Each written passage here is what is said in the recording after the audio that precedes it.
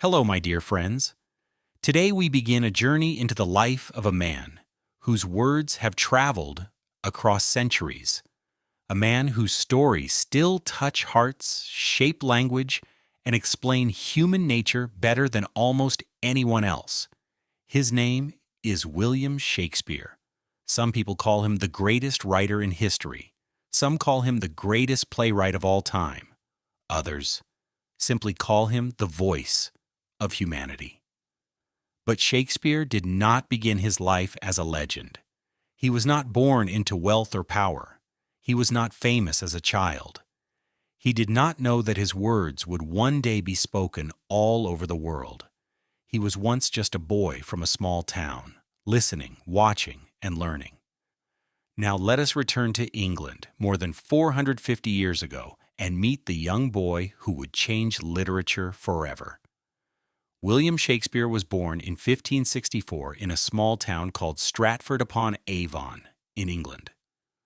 Stratford was not a big city. It was quiet, simple, and surrounded by nature. People worked as farmers, craftsmen, and traders. Life was hard, but steady. William's father, John Shakespeare, was a glove maker and a local businessman. His mother, Mary Arden, came from a farming family. They were not rich, but they were respected. William grew up in a home where people worked with their hands, spoke with honesty, and understood the value of community. This simple environment shaped his understanding of ordinary people, an understanding that would later appear in his writing. As a child, William was curious. He listened more than he spoke. He watched people carefully. He noticed how adults argued, laughed, lied, loved, and forgave.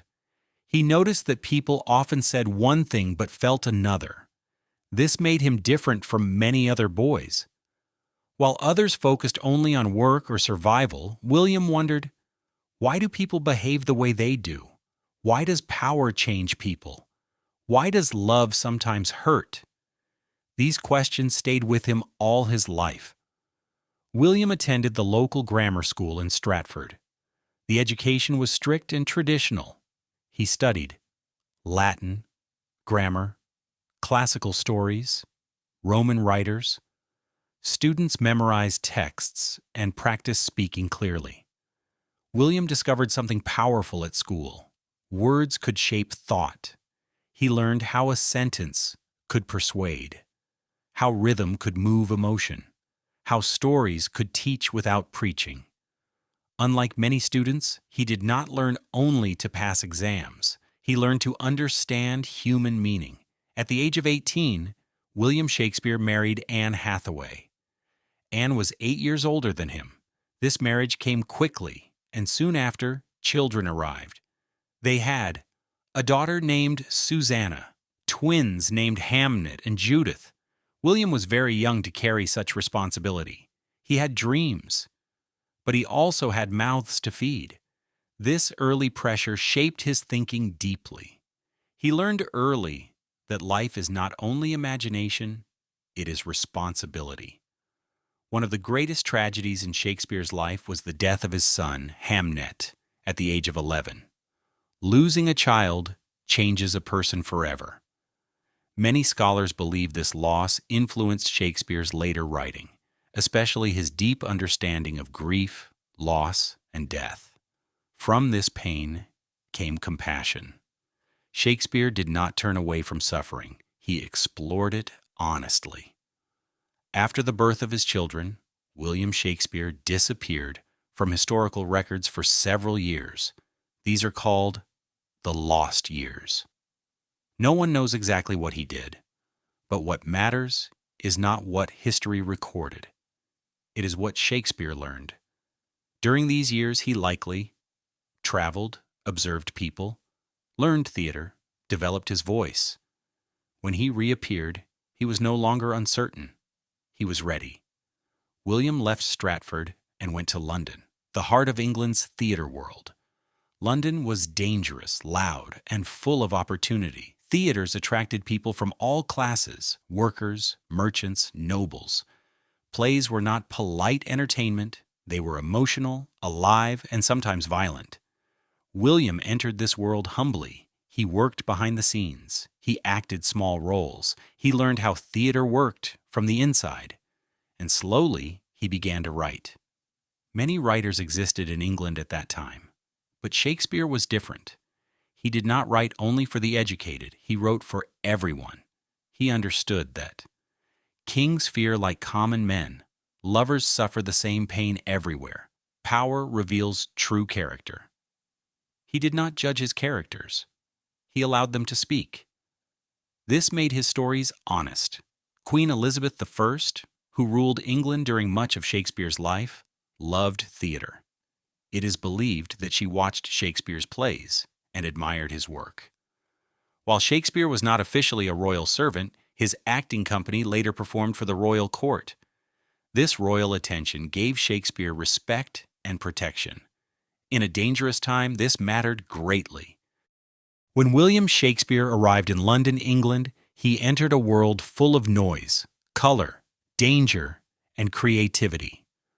London was the heart of English theater. People from every level of society gathered to watch plays. Poor workers stood near the stage. Merchants and soldiers watched closely. Noblemen sat in better seats. The theater was not quiet or polite. People laughed loudly, argued, and reacted with emotion.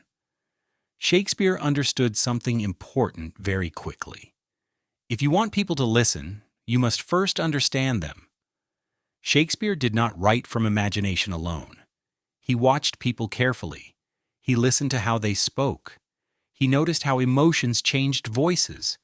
He observed how people reacted to fear, love, anger, and hope. This made his writing feel alive. Other writers focused on beautiful language only. Shakespeare focused on human truth. This is why audiences connected with his work so deeply. Shakespeare began writing plays that were performed regularly. Slowly, his name became known in London. His early plays showed promise. Strong characters, clear emotions, powerful dialogue. He was not yet the greatest writer, but he was becoming one.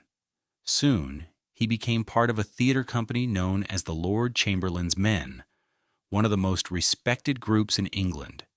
This gave him financial stability, creative freedom, protection under royal authority. Shakespeare's comedies brought laughter to the stage, but his laughter was never empty. In plays like A Midsummer Night's Dream and Twelfth Night, love becomes confusing, identities change, and truth hides behind disguise. Yet beneath the humor lies wisdom. Love is not logical. People often misunderstand each other. Appearances can deceive. Shakespeare showed that happiness often grows from confusion if patience and kindness remain. His comedies teach gentle lessons. Do not judge too quickly. Do not trust appearances. Allow space for forgiveness. Shakespeare believed laughter could heal. He did not mock human weakness. He understood it. As Shakespeare matured, his writing grew darker and deeper. He began writing tragedies, stories where mistakes lead to suffering. These were not stories of villains alone. They were stories of ordinary humans making poor choices. Many writers focused on ideas. Shakespeare focused on people. He did not tell the audience what to think. He showed them what happens. His characters feel real because they are imperfect. They love deeply. They fear honestly. They fail humanly. This honesty made his work timeless. During Shakespeare's rise, Queen Elizabeth I ruled England. She loved art, poetry, and theater. Shakespeare's plays were performed for the royal court. Though he was not a nobleman, his work earned royal respect.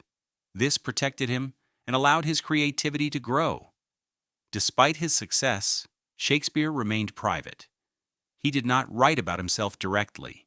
He allowed his characters to speak for him. He continued observing life quietly. Perhaps he understood that the writer must remain invisible so the story can shine. As the years passed, William Shakespeare began to change. The fire of youth softened into wisdom. The noise of London slowly lost its attraction. His later plays felt different. They were calmer, more thoughtful, more forgiving.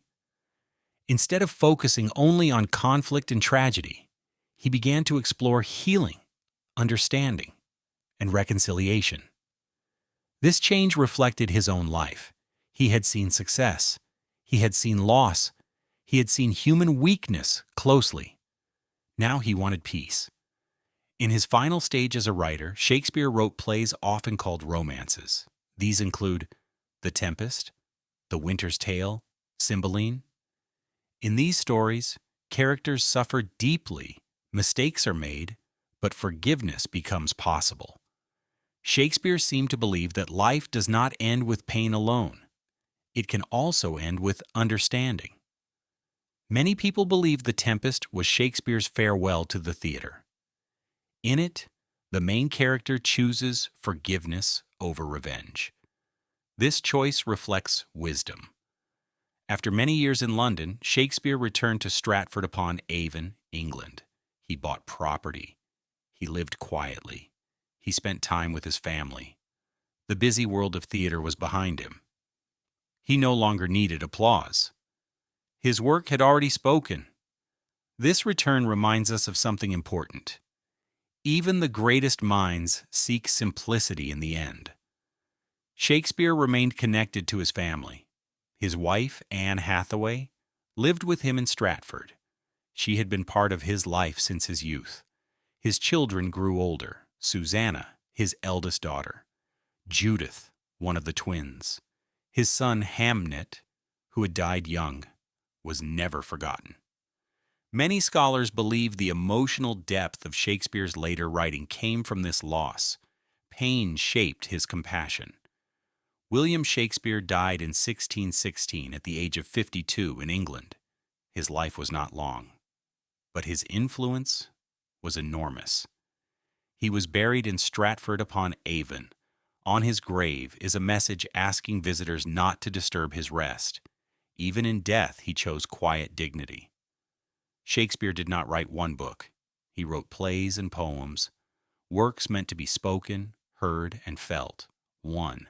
Comedies, stories of love, humor, and hope.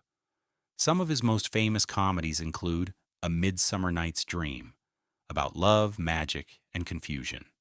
Twelfth Night, about identity, love, and disguise. The Merchant of Venice, about justice, mercy, and human values. These plays teach us love is complicated, laughter reveals truth, forgiveness matters. 2. Tragedies, stories of human weakness and choice. His greatest tragedies include Hamlet, about thought, doubt, and action. Macbeth, about ambition and power. Othello, about jealousy and trust. King Lear, about pride, family, and regret. Romeo and Juliet, about love and fate. These plays teach us choices have consequences, emotions can destroy us if uncontrolled. Wisdom is often learned through pain. 3. Histories, stories of kings and leadership.